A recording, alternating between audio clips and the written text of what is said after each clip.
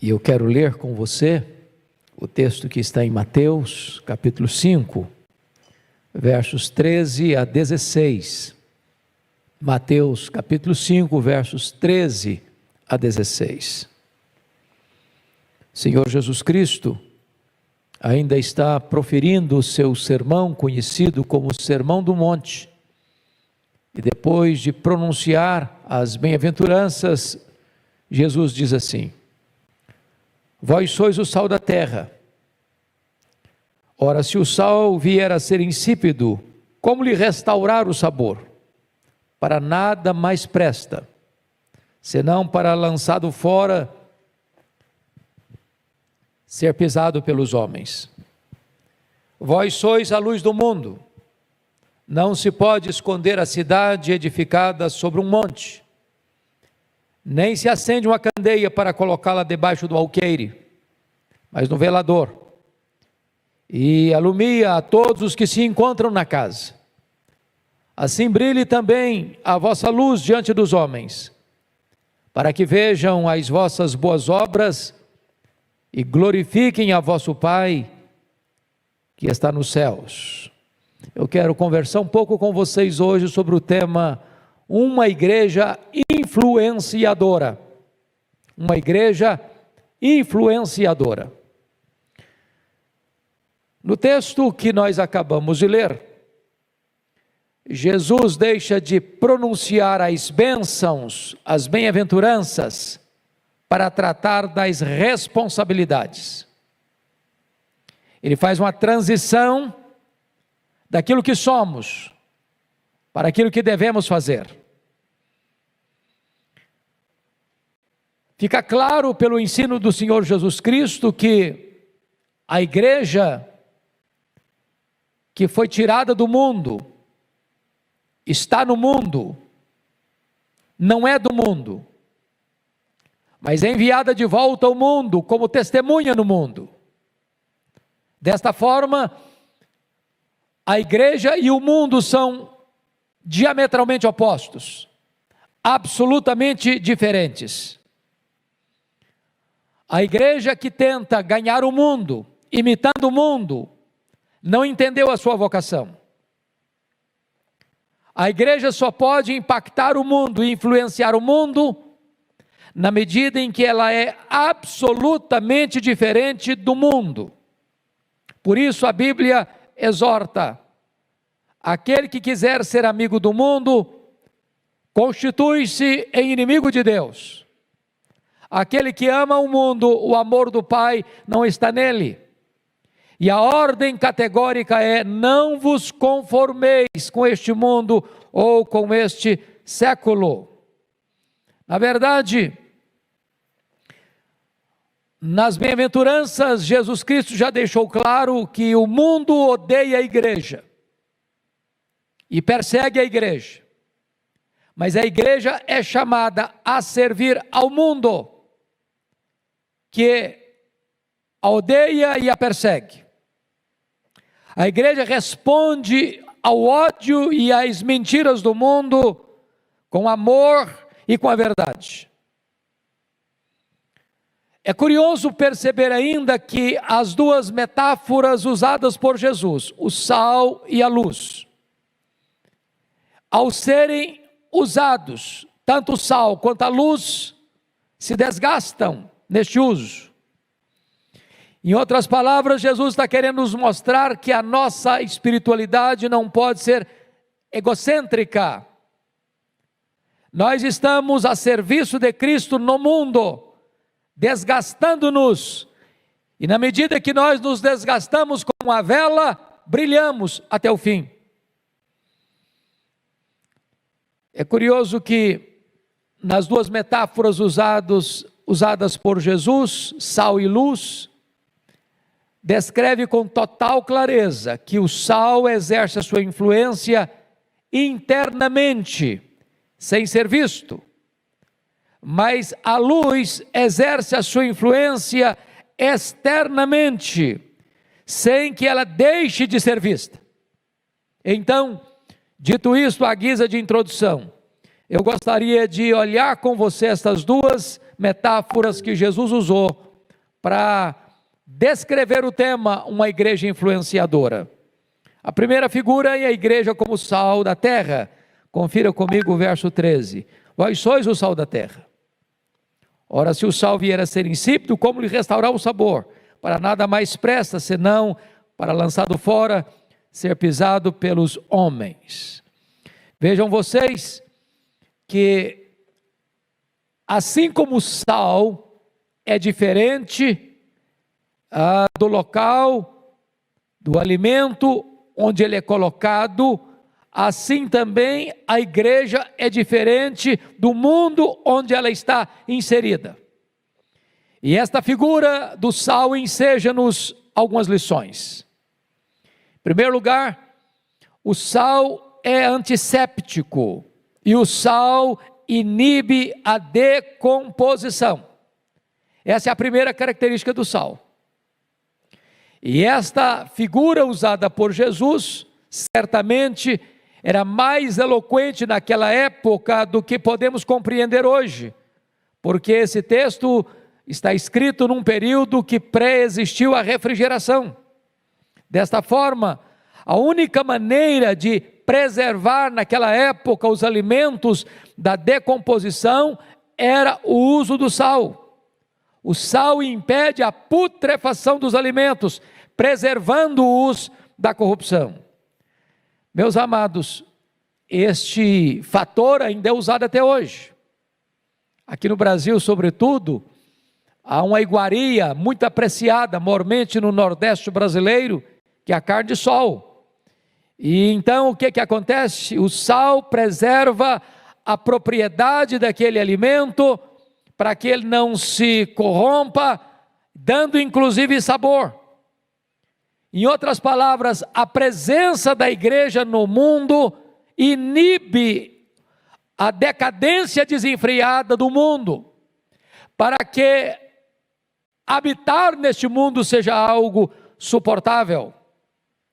A igreja de Cristo tem uma espécie de papel antisséptico neste mundo.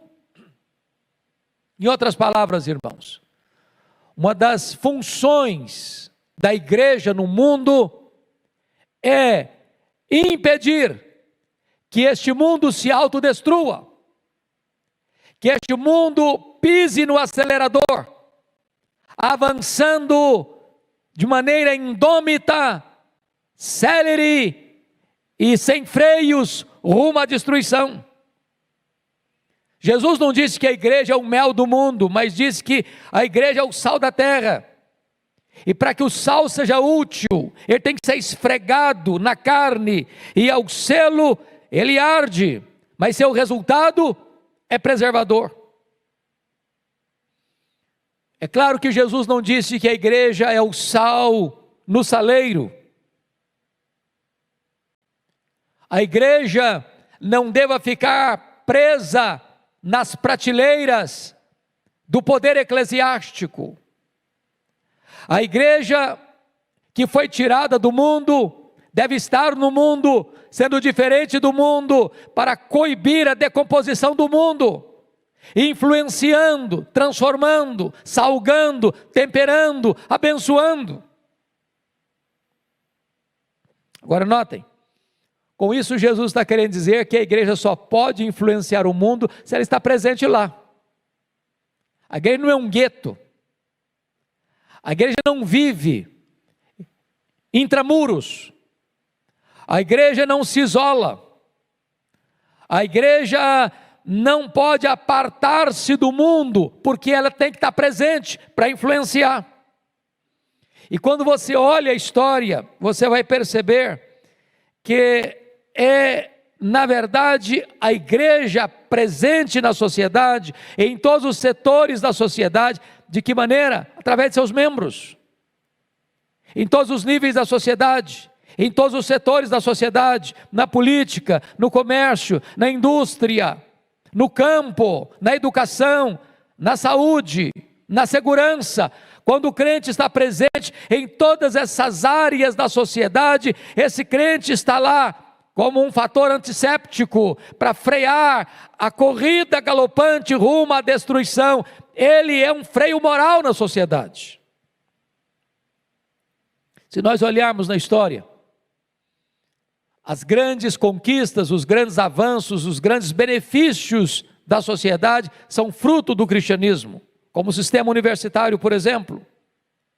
Foi o cristianismo que introduziu as artes, a música, a pintura, a literatura. Foi a igreja cristã que iniciou o grande movimento beneficente no mundo ocidental. Foi a igreja que restabeleceu a dignidade da mulher, da criança. São os princípios do cristianismo que levou o mundo a vencer a vergonha da escravatura, do tráfico de gente, de seres humanos. Então é a igreja presente que inibe o mundo de celeremente rumo à destruição. Mas a segunda coisa que esta figura traz para nós é que o sal, além de ser antisséptico, o sal é também o condimento que dá sabor. Uma comida sem sal ou insossa é totalmente desagradável.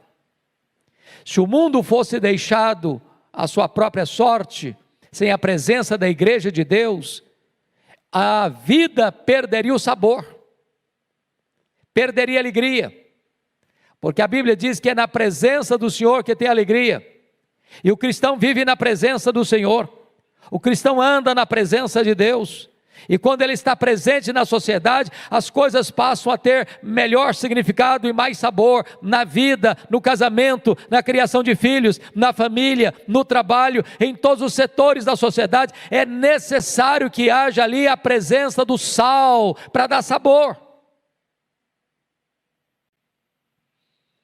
É bem verdade que o que estraga, o que arruína, o que apodrece, o que faz cheirar mal, o que torna o ambiente insuportável, é o pecado.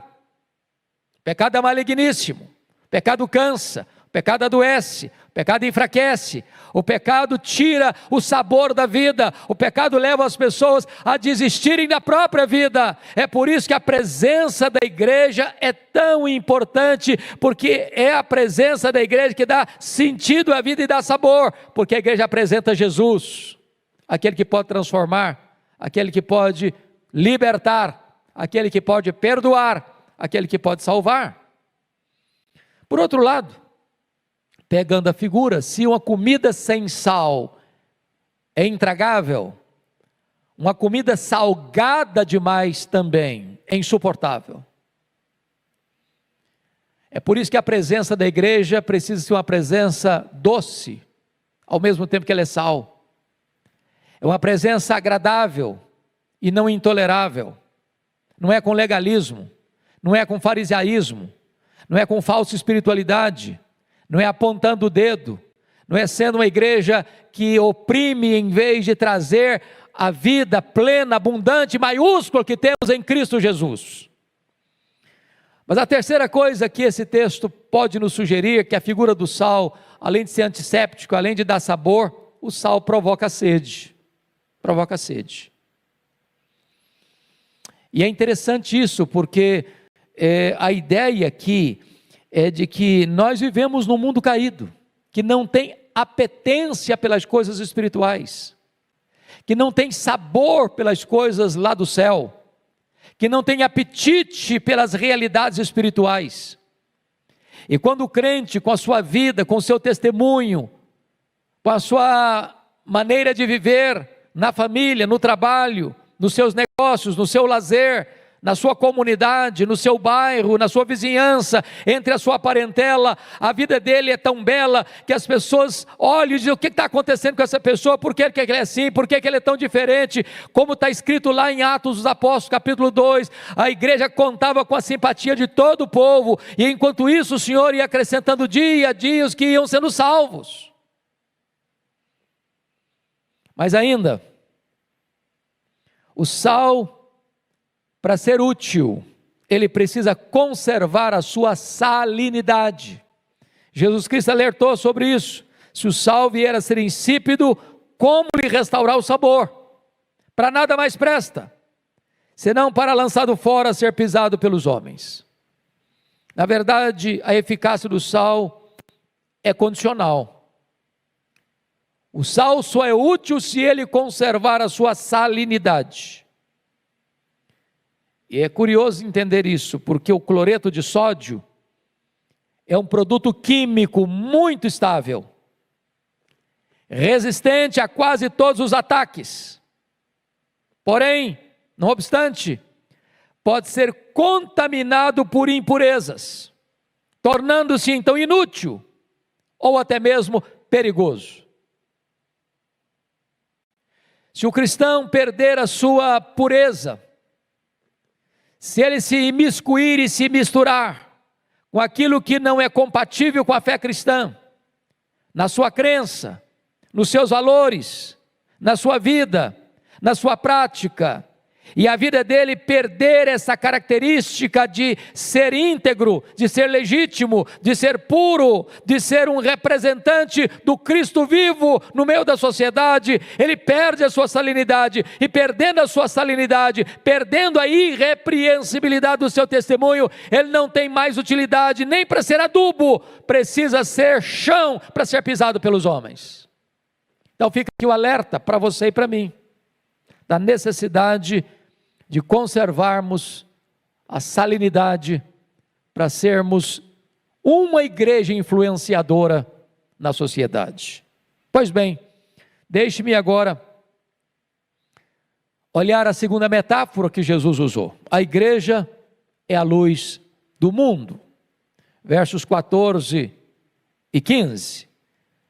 Então, a primeira coisa que eu gostaria de ser claro com você é que se o sal influencia internamente, sem ser visto, a luz influencia externamente, sem poder de deixar de ser vista.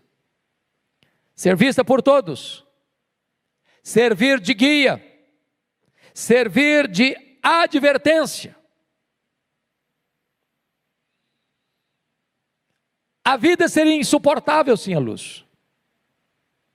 É por isso que na obra da criação, no primeiro dia, Deus criou a luz. Haja luz e houve luz.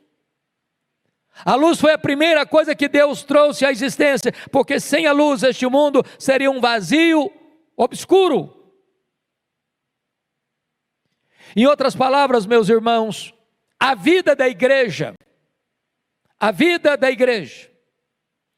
é a sua primeira mensagem.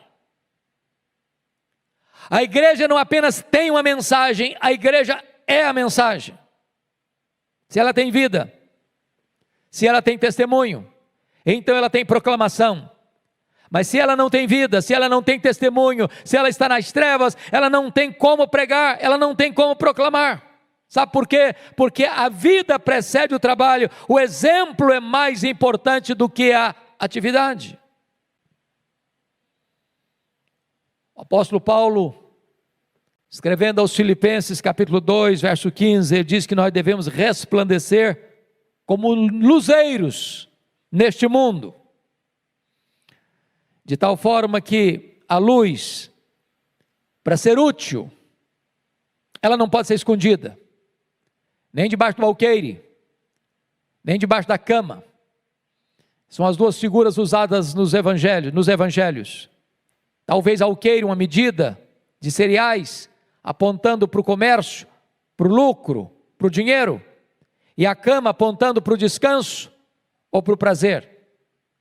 Nós não podemos esconder essa luz, abafar essa luz, seja na forma de lidarmos com dinheiro, seja na forma de lidarmos com sexo ou com prazer. As duas áreas podem atingir o nosso testemunho como luzeiros deste mundo. Então, eu gostaria que nós olhássemos aqui algumas lições dessa metáfora usada por Jesus. A primeira delas é que a luz, em qualquer lugar do mundo, é símbolo da verdade. O mundo jaz no maligno. E o maligno é o pai da mentira. Seu reino é um reino de trevas. Há mentiras filosóficas, há mentiras morais, há mentiras espirituais. E desta forma, queridos irmãos, as pessoas são prisioneiras pelo engano desta mentira. A verdade traz luz, a verdade é luz. E diz a Bíblia que a luz resplandece nas trevas e as trevas não prevaleceram contra ela. O mundo jaz nas trevas. E estas trevas não são ignorância,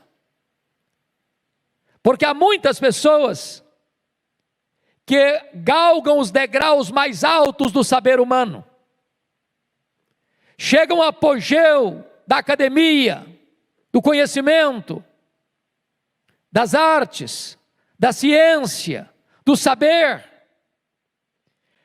e não obstante estarem no pico dos montes do saber humano, ainda jazem mergulhadas num caudal de trevas, porque essas trevas são morais e espirituais também, e sobretudo, a presença da igreja, portanto, aponta o caminho da verdade, porque prega Jesus e Ele é a verdade, porque abre a Escritura e expõe a Escritura, e a Escritura, a palavra de Deus, é a verdade. E quando o homem tem um encontro com Cristo, ele não anda mais em trevas, ele não fica perdido, sem rumo, sem direção na vida, porque aquele que segue a luz sabe para onde vai, ele não cai em abismos. Mas em segundo lugar, no mundo inteiro a luz é símbolo de pureza, de impureza. A luz é símbolo de pureza. A escuridão, as trevas escondem a sujeira do pecado.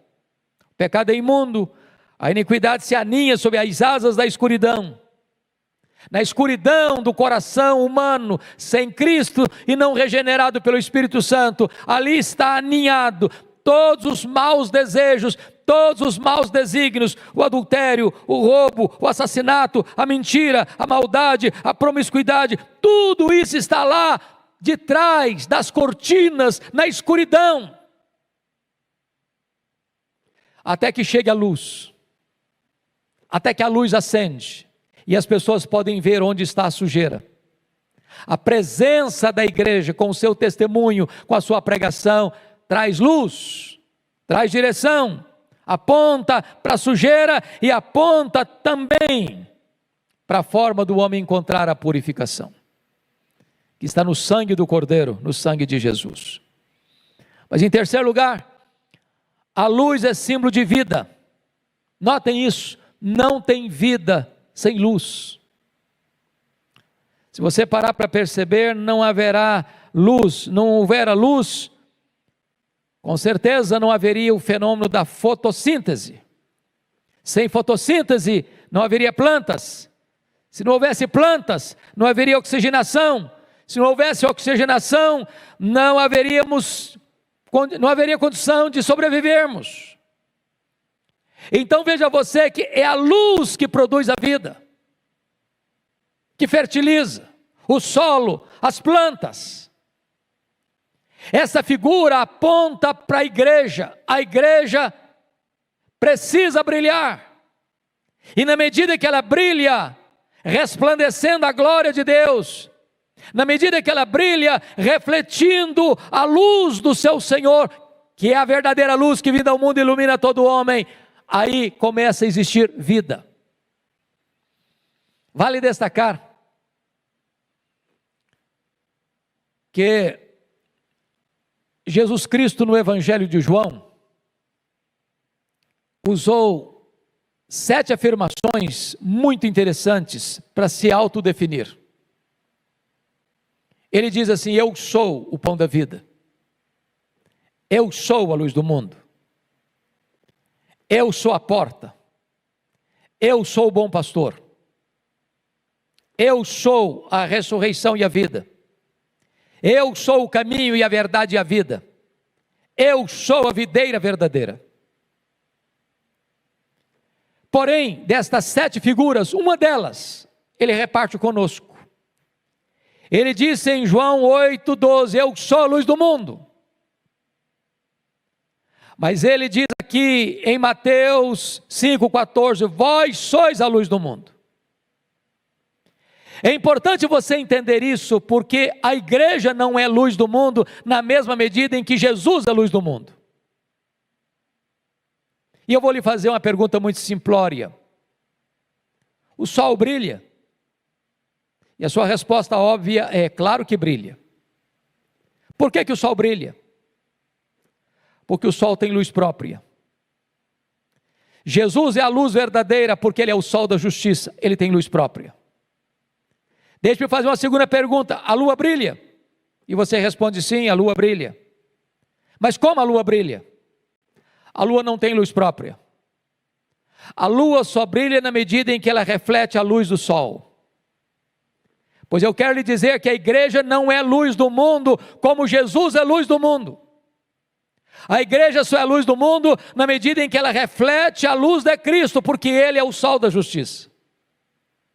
Quando a igreja está presente, ela comunica a vida, porque ela reflete a luz daquele que é a vida. Mas ainda em quarto lugar, a luz é símbolo de direção. Quando você está viajando de avião, está voando, e você vai pousar em qualquer aeroporto do Brasil ou do mundo, se tiver de noite, você vai ver que aquela pista está ladeada por luzes, para apontar certa pista para o piloto pousar com segurança. A luz aponta o caminho, aponta a direção, traz segurança. Quem anda na luz não tropeça, porque Jesus é a luz do mundo. Se você andar com Ele, você não tropeça, você sabe onde vai. Mas mais do que isso, de apontar direção, em quinto lugar, a luz é símbolo de alerta. Quando você está viajando de carro pelas noites nas estradas brasileiras, cheias de curvas e nem tão bem conservadas, você vai perceber que onde há um buraco maior, ou onde há uma cratera maior, ou onde há um problema maior, há uma luz apontando: olha, para, freia, diminua a velocidade, tem perigo aqui, está apontando o risco, apontando o perigo. Quando a igreja está presente no mundo, ela aponta os perigos que este mundo está enfrentando, o abismo, a perdição eterna, mostrando para os homens: cuidado, cuidado, arrependa-se enquanto é tempo. Mas eu queria concluir então, porque Jesus faz uma aplicação no verso 16. Depois que mostra que a igreja precisa brilhar e não se esconder, precisa ser como uma cidade no alto de um monte, e como a luz no velador. Ele diz no verso 16: assim brilhe também a vossa luz diante dos homens, para que vejam as vossas boas obras, e glorifiquem o vosso Pai que está nos céus. A igreja não pode se esconder entre quatro paredes. A igreja precisa de ir lá fora onde as pessoas estão. A igreja precisa se inserir como sal. A igreja precisa aparecer como a luz diante dos homens, para que quando os homens olharem para a igreja, possam ver as boas obras, a evidência da fé, o testemunho cristão. E quando o mundo, os homens olharem para a igreja e verem nela suas boas obras, o mundo não exaltará a igreja, o mundo exaltará o Deus da igreja, o Senhor da igreja, para que vejam as vossas boas obras e glorifiquem a vosso Pai que está nos céus. A igreja não foi chamada a fazer propaganda dela mesma, a aplaudir a ela mesma, a glorificar a ela mesma, a exaltar a ela mesma. A igreja foi tirada do mundo para estar no mundo, não sendo do mundo, para testemunhar ao mundo. E na medida em que ela vive, e na medida em que ela prega, e na medida em que ela exerce misericórdia, os homens veem as suas boas obras e reconhecem que a razão de ser desta igreja é a presença de Deus, é a glória de Deus, é a bondade de Deus. E os homens são endereçados não a glorificar a igreja, mas a glorificar o Deus da igreja. Eis o nosso desafio, nesse tempo tão difícil em que o Brasil vive, onde tantas vezes a imprensa, a mídia, proclama mais os escândalos da igreja do que as virtudes da igreja. Onde tantas vezes a igreja vive para si, ou encurralada entre quatro paredes, sendo sal no saleiro e sendo luz debaixo do alqueire. O desafio seu e meu, o desafio nosso, é de sermos sal, é de sermos luz. Sal que influencia internamente, luz que influencia externamente. Sal que precisa ser esfregado, sendo diferente do ambiente onde está, para influenciar o ambiente. E luz que aponta rumos, que aponta direções, que aponta os perigos, que traz calor, que traz vida, que traz sabor para a vida e sentido para a vida. Que Deus nos ajude a ser esta igreja influenciadora. Que Deus nos ajude a praticar as boas obras, para que os homens, ao vê-las, glorifiquem ao nosso Pai que está nos céus. Que Deus nos abençoe. Amém.